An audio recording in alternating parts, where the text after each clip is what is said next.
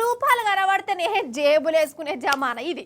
ఇంతసేపు ఎదుటోని ఎట్లా ముంచుదామా, ఎట్లా దోసుకుందామా అనుకునేటోళ్ళు చుట్టుముట్టు బొచ్చడు మంది ఉన్నారు. అంతేనా కాదా? అసలు ఈ కాలమే సొంటి కాలం అయింది. ఎంతసేపు మన కడిపే నిండాలే, అవతలోడు సచ్చినా మంచిదే అనుకునేటోళ్ళు ఎక్కువైపోయారులా.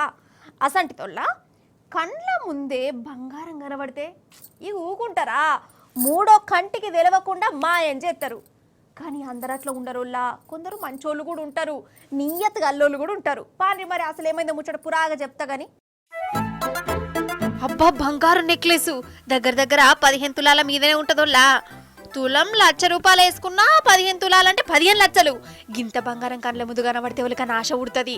కానీ యోగి ఆటో డ్రైవర్ అన్నకు మాత్రం భయమైంది. మంది సొమ్ము పామస్ ఉంటుంది అన్న మాట యాదికి తెచ్చుకున్నాడు. బంగారు నగలను పోలీస్ స్టేషన్లో అప్పచెప్పిండు. ముచ్చట ఏందంటే, ఇగో ఇల్లు పెద్ద పెళ్ళోళ్ళు ఏదో పని మీద ఆగమాగంలో హైదరాబాద్కు బయలుదేరిర్రు. బ్యాగులో 15 తులాల బంగారం ₹1,00,000 నగదు పెట్టుకొని ఆటో ఎక్కిరులా. ఆగంలో బ్యాగ్ అందులోనే మర్చిపోయారు.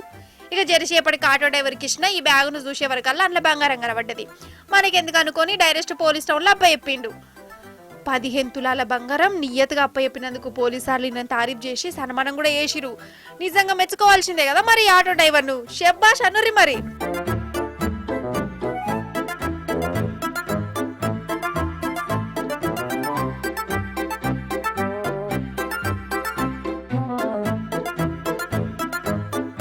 సరే, మంచిని చూయించినాం. ఇక కంతి రోజులను కూడా చూయించాలా మీకు. అట్లా చూయించాలంటే మహబూబ్ నగర్ కు రారి. ఇగో గీ ముసుగు వీరుడు ఉన్నాడు చూడు, ఈడు దొంగోడు. మొన్న మహబూబ్ నగర్ జిల్లా కోయిలకొండలో ఉన్న నగర దుకాణంలో ఈయన బ్యాచ్తో కలిసి దొంగతనానికి దిగబడ్డాడు. డూప్లికేట్ నగలను ఎత్తుకపోయిండోల్లా. కానీ వారంలోనే ఈ దొంగల బ్యాచ్ని దొరకబట్టిరు. అంటే మన చుట్టుముట్టు షెడ్డోళ్లే కాదు, మంచోళ్ళు కూడా ఉంటారు.